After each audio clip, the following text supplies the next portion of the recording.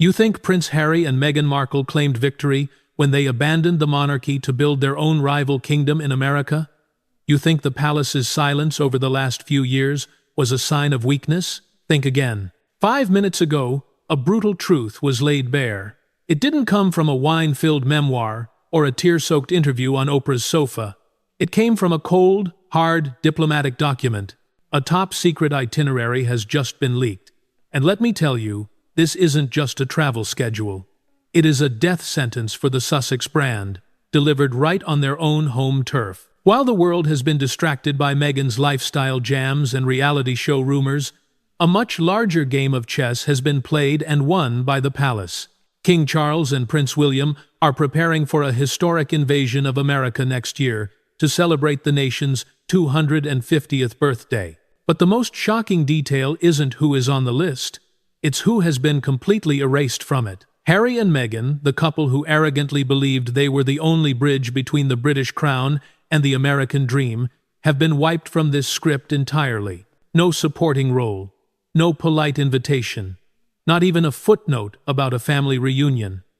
Make no mistake, this is not an administrative oversight. This is a razor-sharp political statement, wrapped in diplomatic velvet. America wants the royal family, but it has absolutely no use for the Hollywood version. To understand just how devastating this is, we have to strip away the PR spin.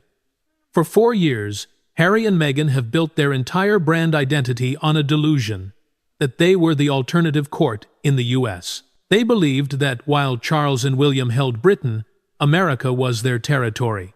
They believed their influence in Hollywood and political circles was enough to make the palace tremble. But this leaked plan for America's semi-quincentennial strips that delusion naked. Diplomatic sources confirm King Charles and Queen Camilla will handle the heavy state ceremonial duties, while William and Catherine will dominate the airwaves with their global star power. It is a perfect pincer movement. Just imagine the suffocating atmosphere inside that Montecito mansion right now. It isn't filled with anger. It is filled with the terrifying realization that they are obsolete. When the real thing arrives with full diplomatic authority, historical weight, and the backing of the White House, where does that leave the cheap imitation? Harry claimed he wanted freedom, but he forgot one cruel rule of power. Freedom without status is just exile. And this upcoming tour is the final confirmation of that exile. It proves the palace doesn't need to attack Harry. They just need to do their job to show up as heads of state. And Harry is automatically eclipsed, reduced to a blurry footnote in history. And here is the sharpest cut for Meghan Markle. She can survive hatred. She thrives on drama and controversy. But what she cannot survive is indifference. This royal strategy proves they don't view the Sussexes as a threat to be managed or a partner to be soothed. They simply don't care. They are marching straight into the heart of America, stepping over Harry and Meghan as if they don't even exist. And that is the first harsh truth. The monarchy's ultimate revenge isn't noise. It is silence, and the ruthless ability to move forward, leaving the traitors behind in the dust of their own irrelevance. The announcement of William and Kate's strategically timed return to the US isn't just a political snub. It's a brutal economic verdict delivered by Hollywood itself. For years, Meghan and Harry banked everything on the narrative that America adored them, that California was their impenetrable fortress. They envisioned a future where Meghan was America's modern duchess, seamlessly blending royal prestige with A-list celebrity power, ready to redefine influence. That profound delusion has now been utterly shattered. The harsh truth Harry and Meghan refuse to acknowledge is that the US has executed a complete 180-degree pivot. The chatter online has shifted instantly. It is no longer, "Why weren't they invited?" The tone is now far more humiliating. Why would they be? This isn't hatred. It's the cold, clinical calculation of relevance. Once a country stops needing you, it stops seeing you. When the Sussexes walked away from the crown, they told the world America was their promised land, their ultimate home field advantage. But the American elite, the diplomats, the CEOs, and most importantly, the Hollywood executives, have now decisively made their choice. They prefer stability over spectacle. They crave dignity over disruption. They want the working royals who stayed and served, not the Hollywood chapter defined by chaos and chronic complaint. The silence from the A-list community is deafening. Insiders are openly whispering about a palpable sense of relief that the Sussex circus isn't coming back to town to overshadow the serious, elegant work of the future king and queen. For years, producers chased the Sussex brand for proximity and guaranteed tabloid headlines. Now, they are quietly pivoting away. Invitations are tilting decisively toward William and Catherine. Publicists are now advising clients to align with figures who elevate their image, not those who complicate it with endless, self-generated feuds. The contrast between the two couples has never been so brutal or so public. Kate's upcoming arrival is being treated like a monumental cultural event. Fashion houses are preparing their custom racks, studios are planning welcome events, and designers are competing fiercely for the honor of dressing her. Meanwhile, Meghan's own public appearances have been reduced to quiet product launches, lifestyle promotions, and the sale of expensive, handmade jams.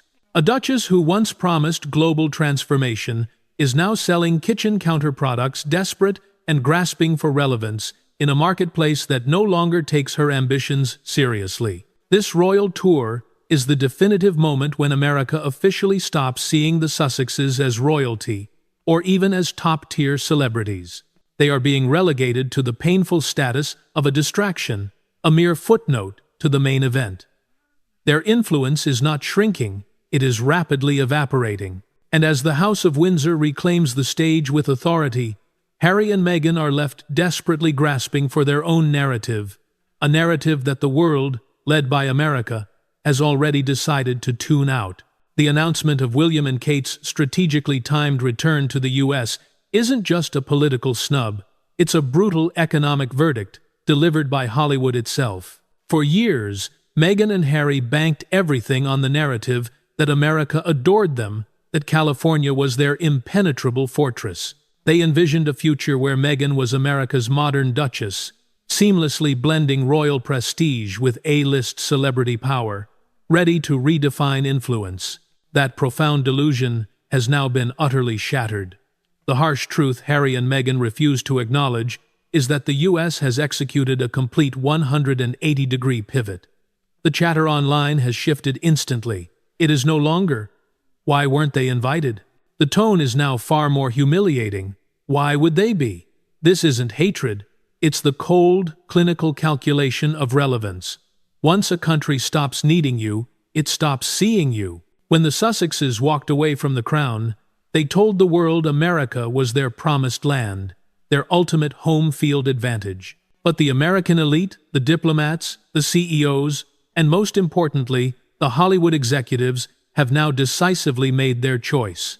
They prefer stability over spectacle.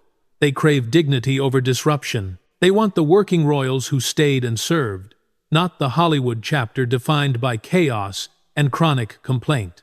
The silence from the A-list community is deafening. Insiders are openly whispering about a palpable sense of relief that the Sussex circus isn't coming back to town to overshadow the serious, elegant work of the future king and queen. For years, producers chased the Sussex brand for proximity and guaranteed tabloid headlines. Now, they are quietly pivoting away. Invitations are tilting decisively toward William and Catherine. Publicists are now advising clients to align with figures who elevate their image, not those who complicate it with endless, self-generated feuds. The contrast between the two couples has never been so brutal or so public. Kate's upcoming arrival is being treated like a monumental cultural event. Fashion houses are preparing their custom racks, studios are planning welcome events, and designers are competing fiercely for the honor of dressing her. Meanwhile, Meghan's own public appearances have been reduced to quiet product launches, lifestyle promotions, and the sale of expensive, handmade jams. A duchess who once promised global transformation is now selling kitchen counter products, desperate and grasping for relevance in a marketplace that no longer takes her ambitions seriously. This royal tour is the definitive moment when America officially stops seeing the Sussexes as royalty or even as top-tier celebrities. they are being relegated to the painful status of a distraction, a mere footnote to the main event. Their influence is not shrinking, it is rapidly evaporating. And as the House of Windsor reclaims the stage with authority, Harry and Meghan are left desperately grasping for their own narrative, a narrative that the world, led by America, has already decided to tune out. If the political rejection wasn't enough, the commercial reality facing Harry and Meghan is even grimmer. The Sussex empire they promised to build $1 billion ecosystem of philanthropy and entertainment is crumbling before our eyes. As William and Kate prepare to represent the crown with the full weight of history behind them, Meghan is left scrambling to launch a lifestyle brand that feels shockingly small by comparison. The contrast is humiliatingly stark. On one side of the Atlantic, you have the Princess of Wales preparing for a tour where her wardrobe choices alone will move markets, and her presence will command the attention of world leaders. On the other side, you have Meghan Markle attempting to sell limited edition jams and kitchenware. This isn't a modern monarchy, it is a desperate descent into influencer culture. The industry has taken notice, and the verdict is brutal. The ghosts of failed partnerships haunt every move they make. We cannot forget the Spotify executive, who famously branded their work as empty, and the couple themselves as grifters. That label stuck because it confirmed what Hollywood insiders had already whispered. The Sussexes wanted the payout without the work. They wanted the prestige without the protocol. Now, as the royal family gears up for a tour defined by service, Harry and Meghan are trapped in a cycle of self-service. Every attempt at a rebrand, from the docuseries to the podcasts, to the lifestyle products, has faced diminishing returns.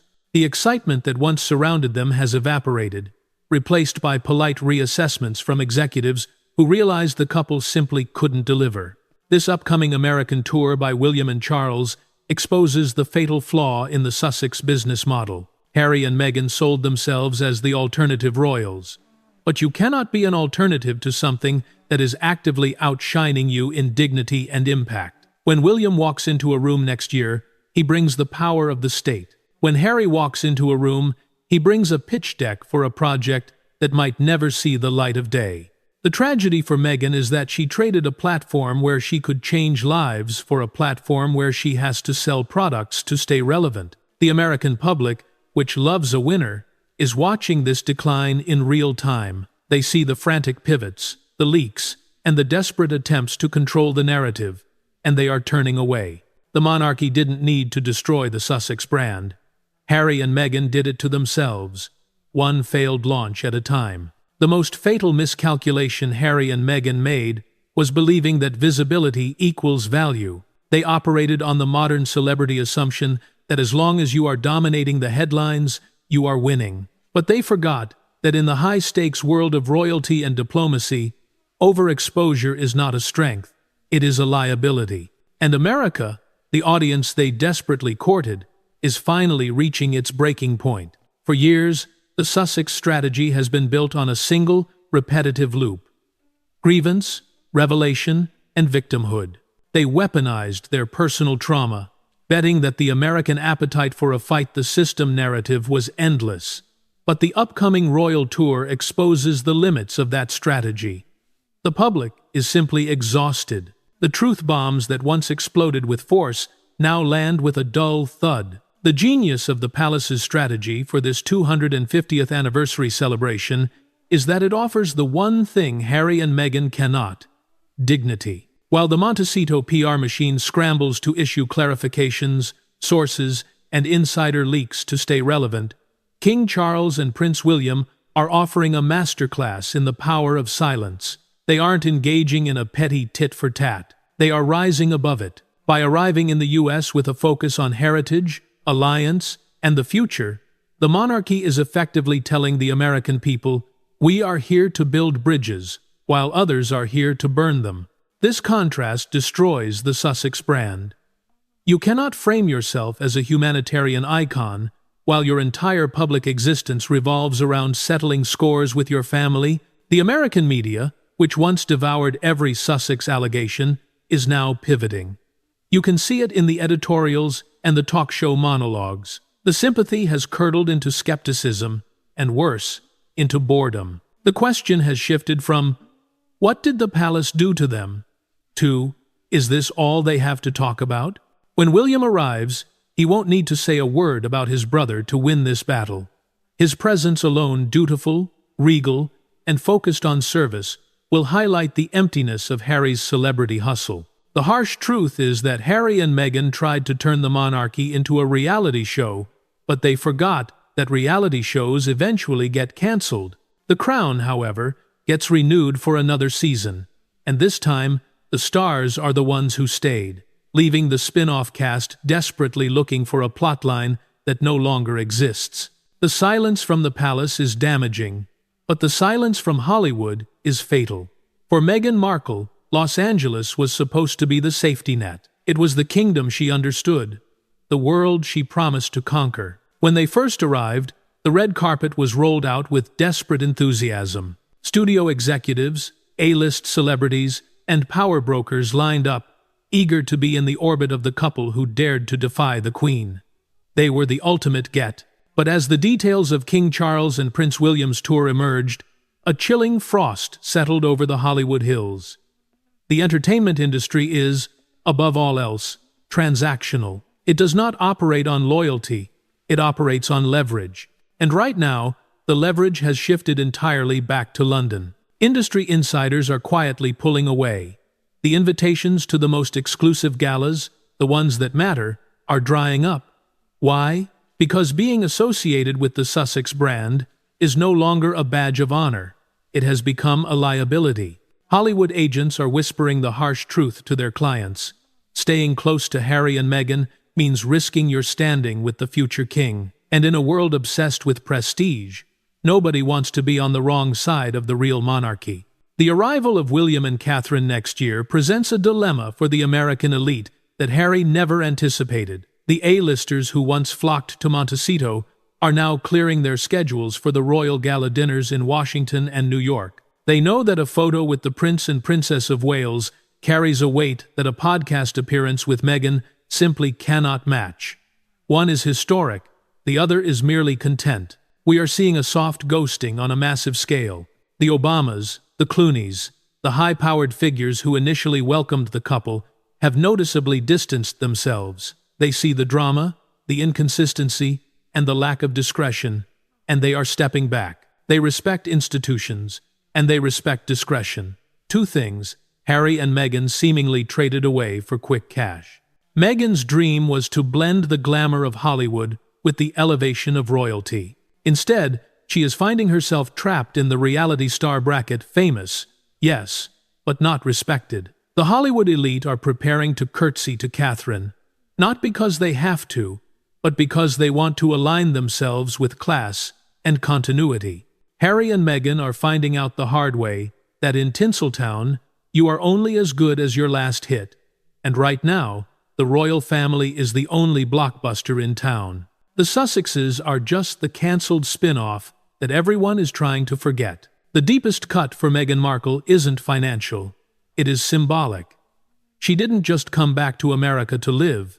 She came back to rule. In her mind, the United States was her home field advantage, the one place where her version of royalty, modern, vocal, and celebrity-adjacent, would easily triumph over the stiff traditions of the British aristocracy. She positioned herself as the American princess, the natural bridge between the two worlds.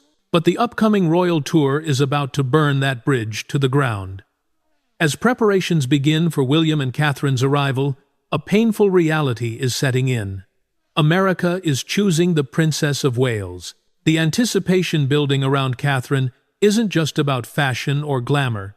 It is about respect. The U.S. media, which Meghan thought she could manipulate, is already predicting record-breaking coverage for Catherine, framing her not just as a royal, but as a global icon of grace and resilience. This is the nightmare scenario for Montecito. Every magazine cover featuring Catherine, every news segment praising her dignity, pierces the heart of the Sussex brand. Meghan wanted to be the face of the modern monarchy in America. Instead, she is watching from the sidelines as the woman she tried to tear down is welcomed as the true queen in waiting. The narrative has shifted away from Team Meghan versus Team Kate. It has evolved into something far more damaging: the real deal versus the reality star.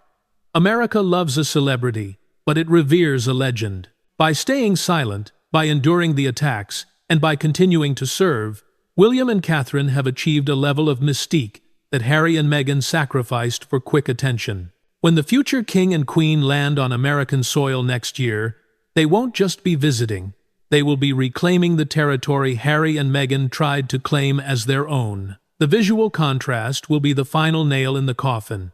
We will see William shaking hands with presidents and Catherine dazzling at state dinners, while Harry and Meghan are left to stage paparazzi shots in parking lots to prove they still matter. The country Meghan believed would amplify her voice is tuning her out. She promised America a revolution, but America decided it preferred the fairy tale.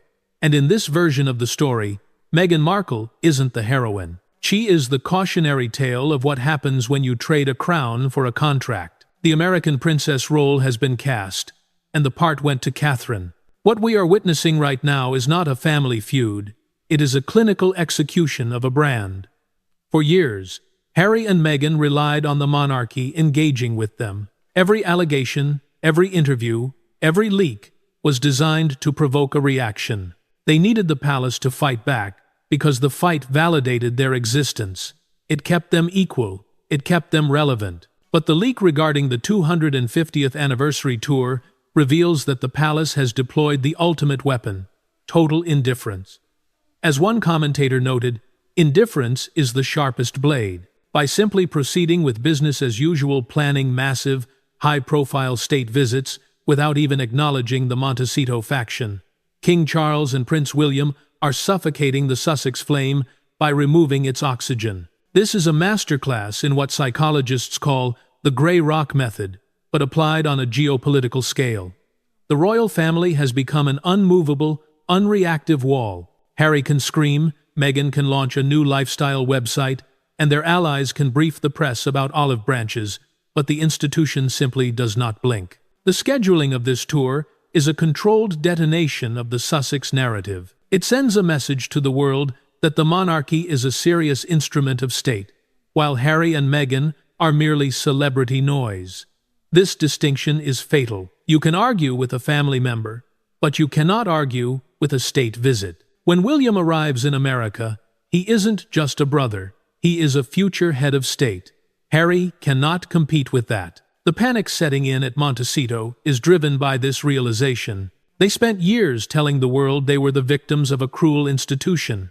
But how do you play the victim when the villain ignores you completely and focuses on celebrating American history? The narrative is collapsing. There is no villain left to fight, only a busy king and a popular prince who have moved on. Harry is now confronting the reality that his freedom has come at a terrible cost. He thought he was breaking chains, but he was actually severing his lifeline. He is discovering that without the structure, the protocol, and yes, the hierarchy he hated, he is adrift. The palace has effectively told America, you can have the real royals, or you can have the reality stars, but you cannot have both. And by the looks of the tour schedule, America has made its choice. The silence from London isn't empty. It is heavy with the weight of a door being permanently locked. Inside the walls of Montecito, the mood has shifted from ambition to frantic damage control. As the details of the royal tour solidify, we are witnessing the final, chaotic flailing of a brand in freefall. Sources indicate that Meghan's team is reportedly scrambling for angles, desperately searching for a way to spin this humiliation. They are hoping to frame this total exclusion as a mutual decision, or perhaps a mere scheduling conflict, rather than what the world can clearly see it is, a verdict. But the American public is no longer buying the spin. The sources close to the Sussexes, who used to plant stories in magazines, are finding that their narratives are being swallowed whole by the tidal wave of royal coverage. Harry is reportedly floating ideas for new documentaries and interviews, trying to generate enough noise to remind the world he is still here. But nothing is landing. Nothing is catching fire. The momentum has died. This is the terrifying reality of screaming into the void. For years, Harry and Meghan believed their voice was their superpower. They thought that if they spoke loud enough, the walls of the palace would crumble. Instead, the palace simply installed soundproof glass and continued working. The upcoming tour proves that you cannot tweet, podcast, or documentary your way to genuine authority. Authority is earned through consistency, and consistency is the one thing the Sussexes have never mastered. The timing could not be more catastrophic. While their business empire wobbles on unstable foundations, plagued by staff turnovers and cancelled contracts, the real royals are preparing to demonstrate exactly what stability looks like. Every frantic product launch Meghan attempts in the coming months will be juxtaposed against Catherine's state dinners and William's global summits. It will look like a lemonade stand set up next to a G7 summit. Harry is now facing the grim truth that his truth bombs have run out of ammunition. He has told every secret, sold every grievance, and burned every bridge. There is nothing left to sell. And when you have nothing left to sell in America, you stop existing. The fear in his eyes is no longer about security or privacy. It is the fear of a man who realizes he walked off the stage before the applause ended. And now, the theater is dark, the audience has gone home, and the only sound left is the echo of his own complaints. The monarchy hasn't just won the war. They have moved on to the next battlefield, leaving Harry and Meghan fighting a war that ended years ago. And so, we arrive at the end of the road.